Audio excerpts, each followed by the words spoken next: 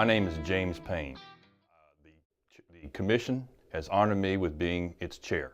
In private practice for over 30 years, like you, I have defended the indigent accused every single day of my career, and it is a privilege. My name is Staples Hughes. I'm a member of the North Carolina Commission on Indigent Defense Services. Hi, my name's Darren Jordan. I'm an attorney in Salisbury in Rowan County, and I'm also on the IDS Commission. My name is Dorothy Hairston Mitchell. I am an assistant clinical professor and supervising attorney for the Juvenile Law Clinic at North Carolina Central University School of Law. I have also practiced for my entire career as a parent attorney in abuse, neglect, dependency cases, as well as I've represented children in juvenile delinquency court. My name is David Teddy. I am a commissioner with IDS. In my second term, I'm from Shelby, North Carolina, and I practice criminal defense law in Shelby. Good morning. My name is Art Beeler. I am one of the members of a commission, and I thought it would be a little interesting to know that I'm a non-lawyer.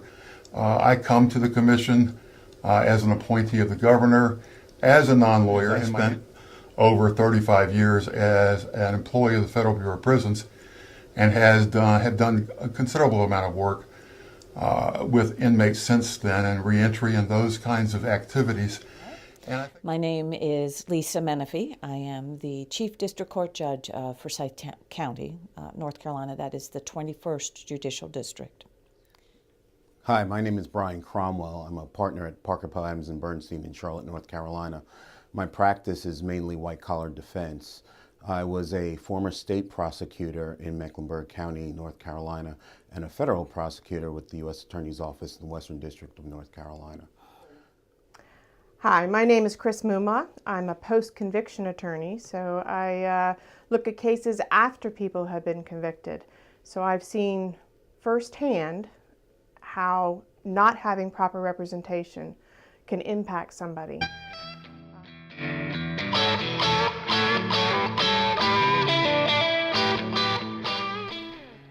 By your example, by your devotion, you put into practice a timeless biblical principle, serving the least of these.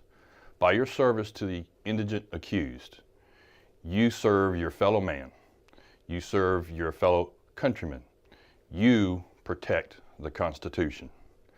Please know that this thanks to you comes from a Republican, a retired Marine officer, and a fellow private practitioner. Attorneys are told not to represent themselves when they're charged with something because it takes having an independent person looking at the case and thinking about what's in someone's best interests. So if attorneys shouldn't represent themselves, imagine how important it is for someone who doesn't know anything about the law, doesn't know anything about the process or the risks that are before them, to have proper representation. I've seen many cases where people have been convicted through plea bargains without attorneys, or have represented themselves because they just wanted to get back to their jobs and get back to their families, thinking they can fix the problem later. And after a conviction occurs, there's no going back. It's very, very difficult to overturn what's already been done.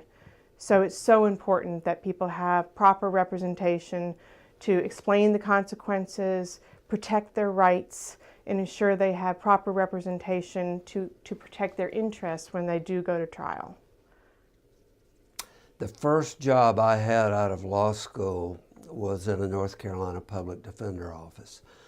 And I was so excited to get that job. It was in an office that had a lot of young, energetic, motivated folks, worked hard, really wanted to do a good job for their clients. I joined the IDS Commission mainly because I watched indigent defendants come into court not having an idea of what they were facing with the strength of the government, the strength of both the state government and the federal government. And they got very strong representation from people who are in the trenches on a daily basis, and those are the public defenders and the federal defenders. I'm here to talk about the public defenders today. Some of the most talented lawyers I know, the most passionate lawyers I know, are public defenders. They don't get a lot of press. They don't get a lot of opportunity to tout their skills. But when you need someone in the most damaging and devastating part of your life, they are the ones who are going to be on that wall to protect you against sometimes very aggressive prosecutors. I'm very proud to serve on the IDS Commission. I'm really proud to be a member of the commission. When I first started practicing back in 1988 and took some court-appointed work, a fair amount of court-appointed work, most of the clients that I saw initially perceived me and other lawyers that do court-appointed work as working for the government, and really didn't feel like they were getting good, solid representation. That was before the days of IDS. And I really can understand why some clients would feel that way, because when I first started practicing, the playing field was not level by any stretch. With the advent of the IDS Commission, I've seen a shift, a sea change in the perception that court-appointed lawyers receive from their clients, because the field is leveling. I don't know that we're there yet, but the resources that are available to lawyers that represent poor people are better than they've ever been, and that's gratifying, because a jail cell where a lot of our clients reside before they go to trial can be an awfully lonely place. And so I would like to state how important it is to have great counsel or great attorneys advocating for parents and children in juvenile court. That courtroom, as we all know, has more of a holistic approach, and I believe that it takes a special kind of person who is willing to commit to learning that area. Juvenile law in particular is a more specialized area, as well as how important it is to being an advocate in the courtroom, but even more than that, how important it is to have great advocacy for those parents and children outside of the courtroom. I want to just let everybody know that how important public defense is to me. I've been practicing law for 27 years and have been working as a court-appointed attorney for the last 19 years. And I think it's very important, the job that we do. And I have to think back to a recent client that I had who was charged with assaulting a detention officer while he was in jail for first-degree murder, awaiting trial.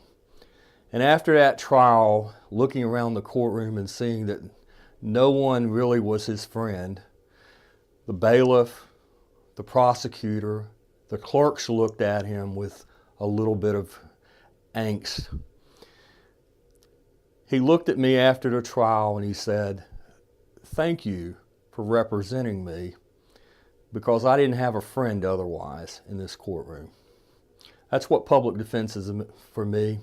And I think one of the most important things that the Commission does is to make sure that prisoner litigation is done appropriately. And people would think, well, you're a prison warden, why are you wanting prisoner litigation to be done appropriately? Well, there's two reasons for it primarily. One is you want to make sure that the litigation is sound and reasoned, and that you have something to have a good stance on. And number two is oftentimes it is through litigation that you find out that things need to be corrected. And when I think about why the indigent defense is important to me and to the people I serve in the county, it's just so obvious. It's hard to answer. We have so many people in our district that are entitled and deserve great representation, and they are unable to afford to hire their own attorney for any number of reasons. They live in poverty, they earn a minimum wage and they're maybe only able to work one job due to family responsibilities, or they're on a fixed income, or even they're 16 or 17 years old, they're being treated as adults in our courts still, and they're in school. How do they hire an attorney? So that's where the public defender system is just invaluable to everyone who lives in the community, because it ensures that justice is being served and people have the help and assistance they need in making the best decisions when they're in that system.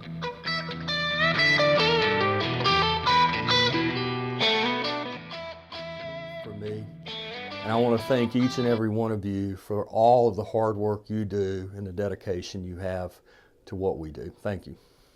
So I want to thank you, those of you who serve our public as public defenders.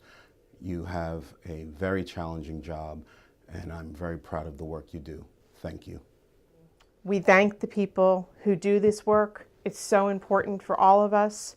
Conviction of the innocent person is not just a failure of the justice system, it's a failure of society overall. It is a type of area in which burnout is quite high. And so I thank all of the public defenders and defense attorneys across the state of North Carolina who have been willing to commit to that work in general, as well as fighting for parents and children, and not only helping them to be successful in the courtroom in those cases, but as well as be successful in life. So thank you. Fighting for the rule of law, fighting for the Constitution, for your fellow citizens is no small task. It is interesting that we cut this video to you on Bill of Rights Day because you are defending the Bill of Rights. Thank you for your service. Thank you for your devotion to duty. God bless you. Thank you.